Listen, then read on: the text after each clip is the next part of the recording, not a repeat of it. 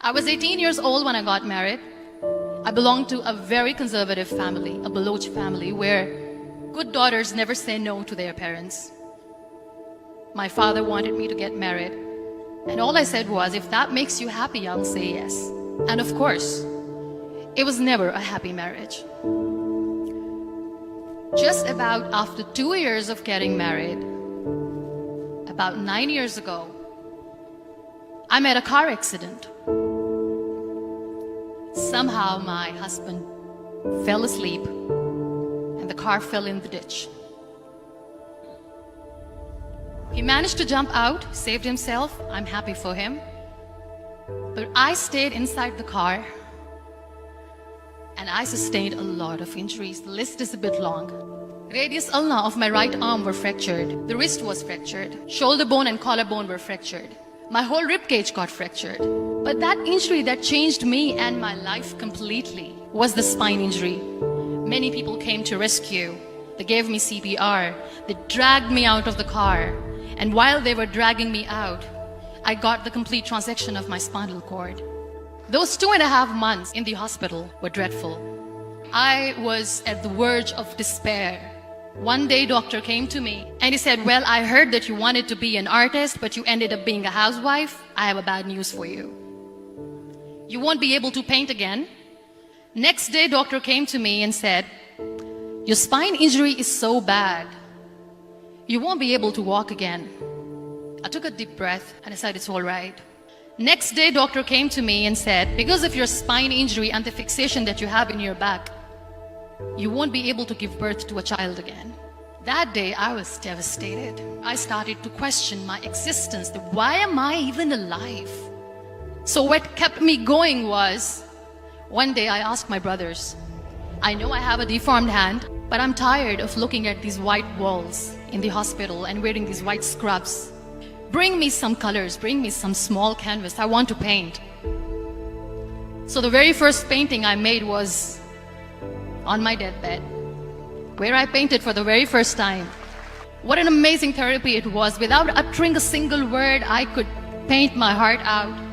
I could share my story. People used to come and say, what lovely painting, so much color. Nobody could see the grief in it. Only I could. And that day I decided that I'm going to live life for myself.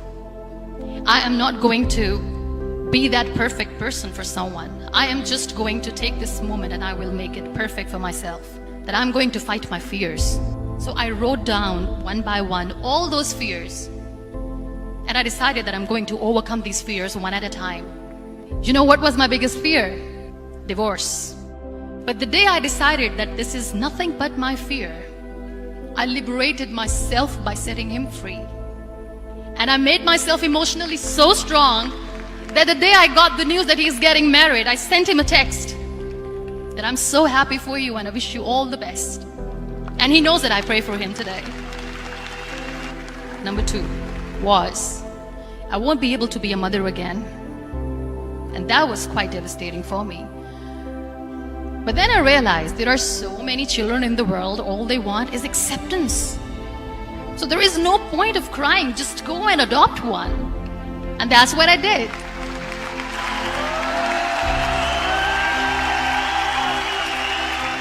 I gave my name in different organizations, different orphanages, and I waited patiently. 2 years later, I got this call from a very small city in Pakistan. I got a call and they said, are you muniba mazari? There is a baby boy and would you like to adopt? I could literally feel the labor pain. I said, yes, I am going to adopt him. I am coming to take him home. And that day, I was 2 days old, and today he's 6. You know, when you end up being on the wheelchair, what's the most painful thing? People think that they will not be accepted by the people because we, in the world of perfect people, are imperfects. So I decided to appear more in public. I started to paint. I have done a lot of modeling campaigns. I decided that I'm going to join the national TV of Pakistan as an anchor person. I became the National Goodwill Ambassador for UN Women Pakistan, and now I speak for the rights of women, children. I was featured in BBC 100 Women for 2015. I'm one of the Forbes 30 under 30 for 2016. So when you accept yourself the way you are, the world recognizes you. It all starts from within. We have this amazing fantasy about life. This is how things should work. This is my plan. It should go as per my plan.